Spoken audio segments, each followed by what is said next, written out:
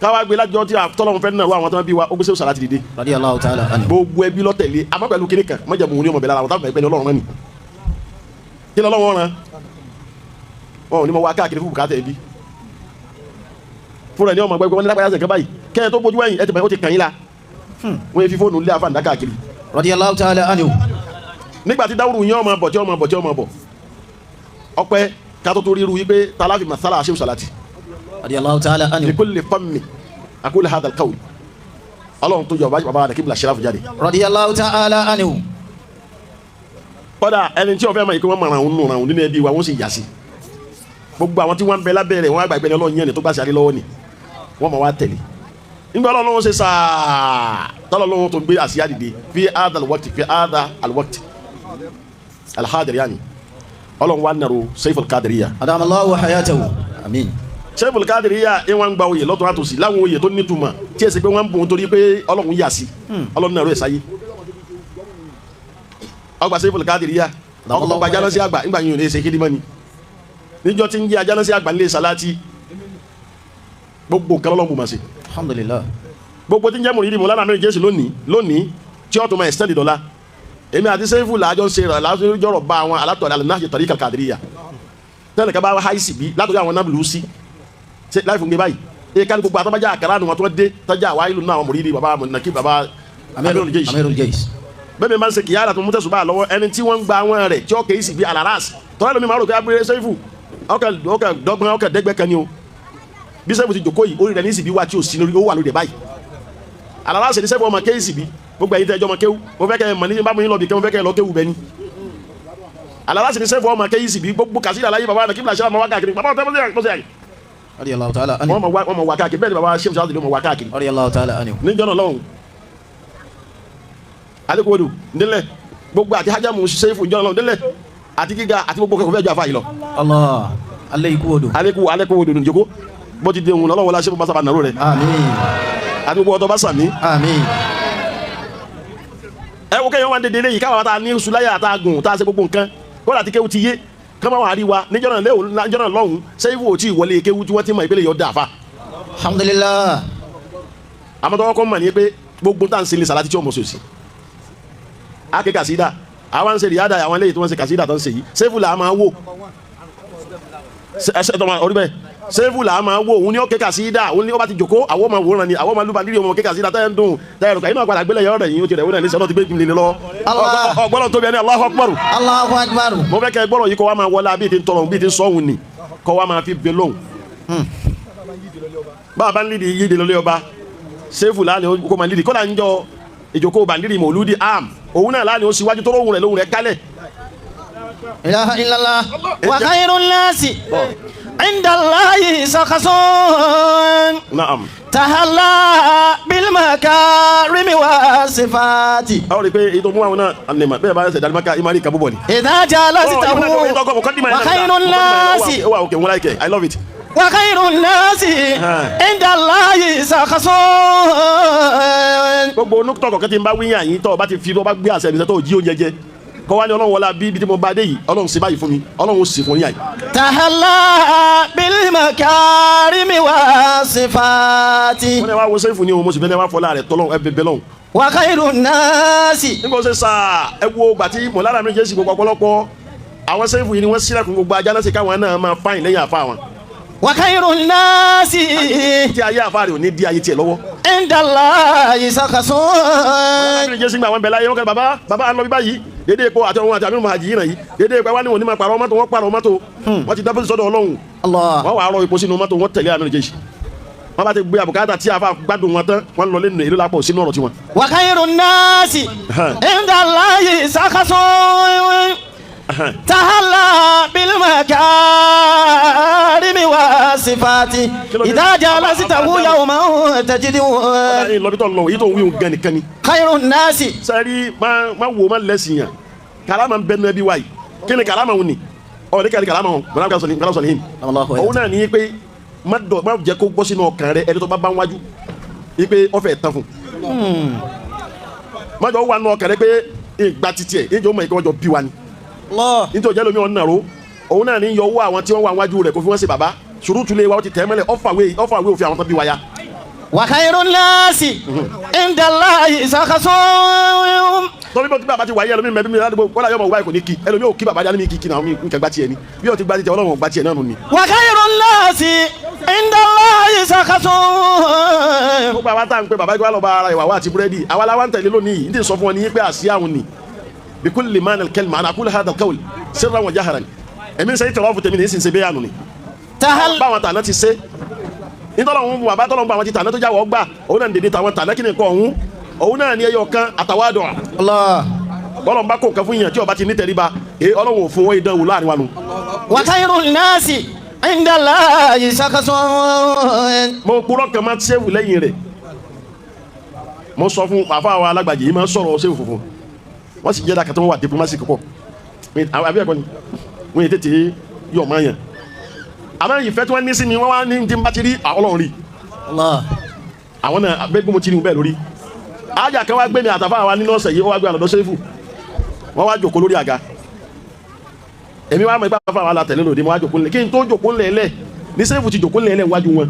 wa khairun nasi. wọ́n lá aṣọ kìíní ẹgbẹ́ asọ́kùnrin tẹ lókìkí tó yìí bó ti kàrámà tó yìí bó ti buhaya tó yìí èmi náà wá jòkó lẹ̀lẹ̀ ibi àti sẹ́fù àjọ jòkó wọn sẹ́fù wọn ń ṣe bí ọmọ kéwọ́n wájú wọn ń bọ̀ wáyà wọn náà wá rí pé ẹsẹ̀ wájú kúnlẹ̀ ẹlẹ́dá kápọ̀ tó báyìí àwọn náà wájú kúnlẹ̀ ẹlẹ́sẹ̀ fún wa lọ gbé ìtẹ́kẹ̀kọ̀ wúlẹ̀ báwọn ọba tẹ̀tẹ̀. wa khairun nasi. wọ́n ń ṣe bí káyé pé àwọn ni wọ́n gbé ara fífún sí lẹ́nu ni wọ́n ń ṣe báyìí gbogbo nǹkan ni wọ́n fi ń sàpẹ́lẹ̀ wọn wọn ni aṣọ làlùkà ọmọkùnrin yóò ní kú láyéláyé.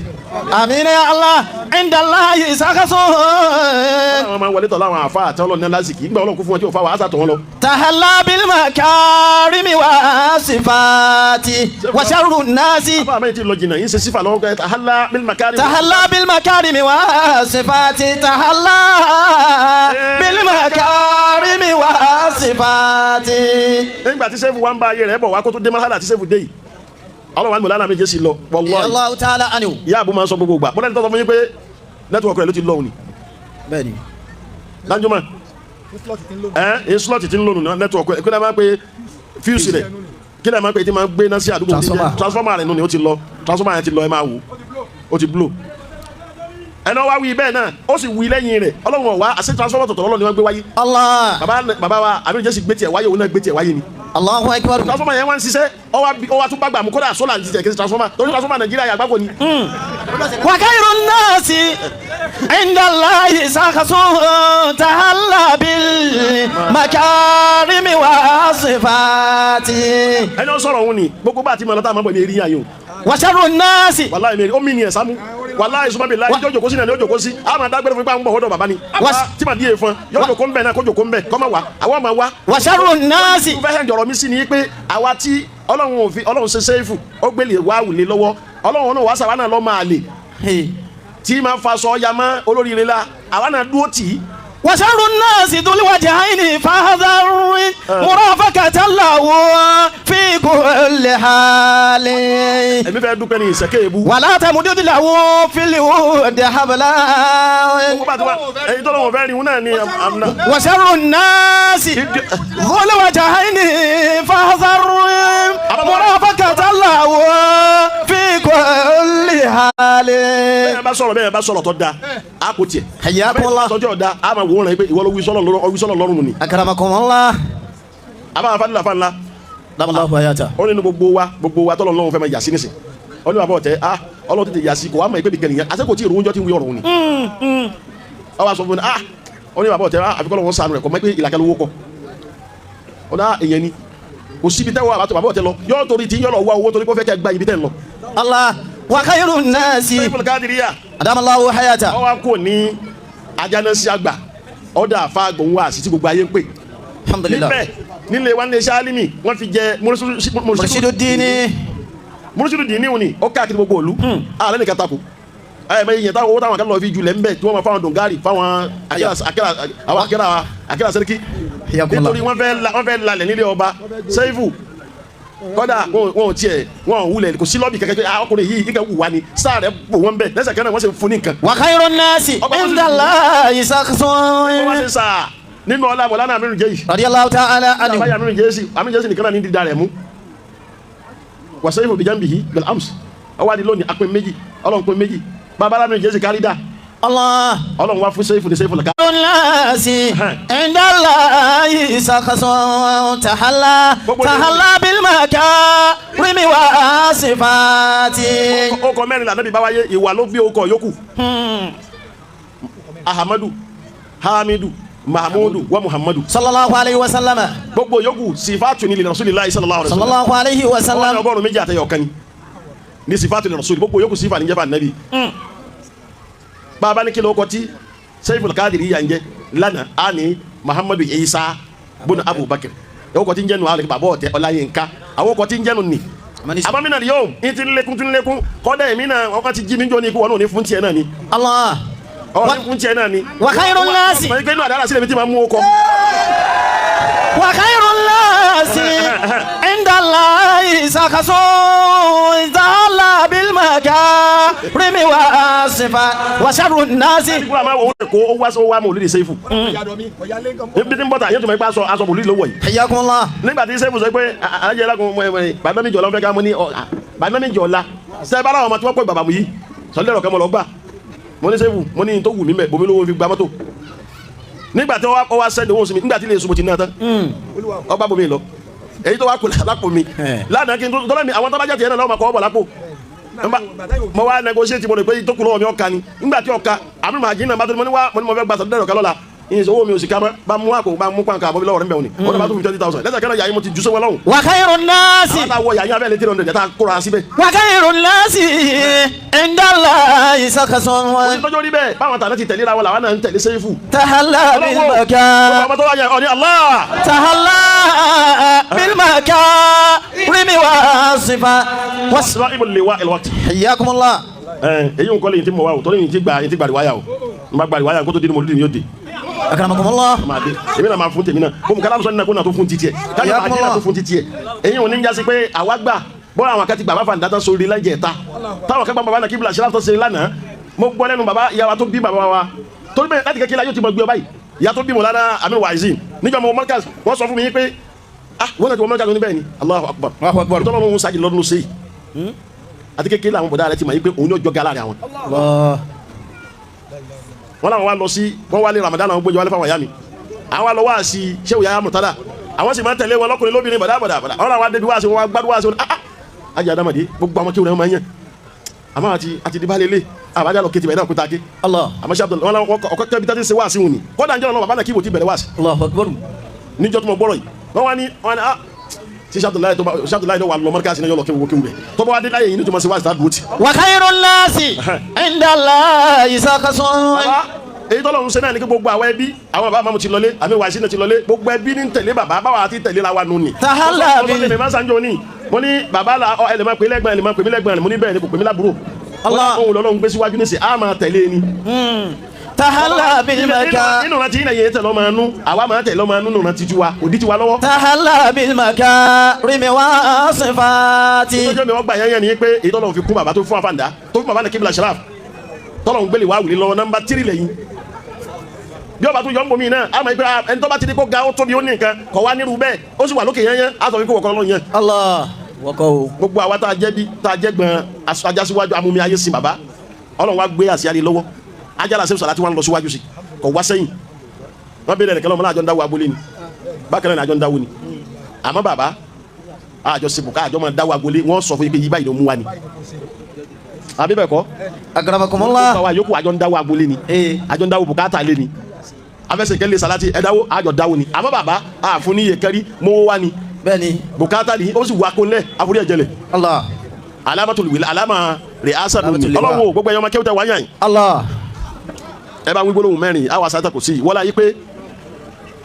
ẹ̀ sábà yìí wí gbólóhùn yìí ni mo fẹ́ wí tọ́ wọ́n láyé pé mo gba ìsìn ní ayatollah kò sí mo sì rí alama rẹ̀ Allah ìtí wọn bẹ láyé ayatollah kò sí ìlàfẹ́ ká wí fún bàbá ọlọ́wọ́ Allah bá a ti ń sẹ́sí kìí ẹ̀rí pé ara mi ń yá díẹ̀ ara mi ti ń sọ slow ara mi ń yá díẹ̀ ń sọ slow ẹ̀rù ń bà mí ni bàbá ọlọ́mọ fi ọkọ̀ àwọn ẹlẹ́kùn. Amin ya Allah Amin ẹni Allah Alhayyu Alhayyu Alqayyumu Alqayyumu Alaliyu Alaliyu Alazim Alazim qulu Allah Alhayyu Alhayyu Alqayyumu Alqayyumu Alaliyu Alaliyu Alazim Alazim ọkẹ́ ọ̀kẹ́ tá a wí gbogbo àwa tá a ń tẹ̀lé bàbá náà ọlọ́run wọ́n sọ̀rọ̀ wa látòrí jẹ́.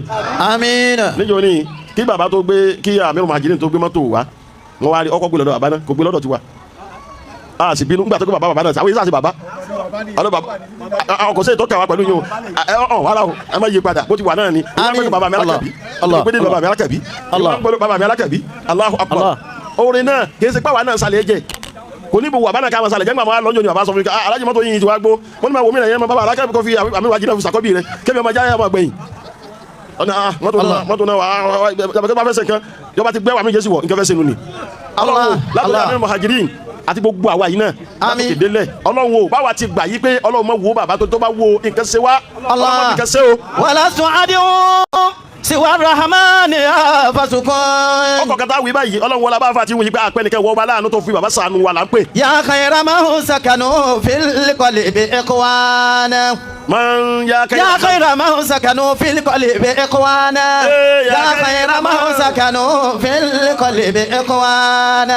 tibutum. ọlọ́run wọlé la ń bẹ̀ ọlọ́run wọlé abẹ́ afẹ́ wílẹ̀ kẹsì bàbá gbogbo tí ń jẹ́rìn ẹkún mẹ́jà kí lára bàbá. àmín. ọlọ́run ni wájú ọlọ́run. àmín. wọ́n la yí pé wàláhì ìsúnmọ́ bìlà mọ́tò sọ́njọ́ ní nílé mẹ́sàn-án mọ́ni ẹ̀ lọ́wọ́ ẹ máa wádìí yàn wọ́n máa fọ̀rọ̀ wá lẹ́nu o wọ́n wádìí bàbá mọ́lọ́wọ́ kan wádìí rẹ̀ ò lè rí. Allah. kò mọ̀ ògún lò nígbà tó bọ̀ kó wọlé kọ́dà ọ̀ lérò bàbá kò jẹ́sùn bá mẹ́mọ́ ní kún fáyà kúnnù nílò. Allah tibutum fatọ́bátì bí kúlílì wújì sùbàtúkọ́. ọkẹ́ tá a fẹ́ wí gbogbo ẹ̀yọ́ ọmọ tẹ́ bá tẹ́ farabalẹ̀ fún mi gbogbo yín látòkè délẹ̀ yọ wọlé ayé kí mo fi ara mo fi bàbá tọrọ àdúrà fún yín ọlọ́run yín ní òṣèré inú ayé. hatta jusitum mina rahmani ridwana. ẹni Allah alahayyu alakayyumu alaliyu alazim ayatul kursi kí bàbá máa sàmì. àmín. bismillahir rahmanir rahim. Allahu la ilaha illa huwa alhayyul qayyum. la ta'khudhuhu sinatun wala nawmun lahu ma fis samawati wa ma fil ardi man dhal ladhi yashfa'u indahu illa bi idnihi ya'lamu ما بين أيديهم وما خلفهم ولا يحيطون بشيء من علمه إلا بما شاء وسع كرسيه السماوات والأرض ولا يؤوده حفظهما وهو العلي العظيم.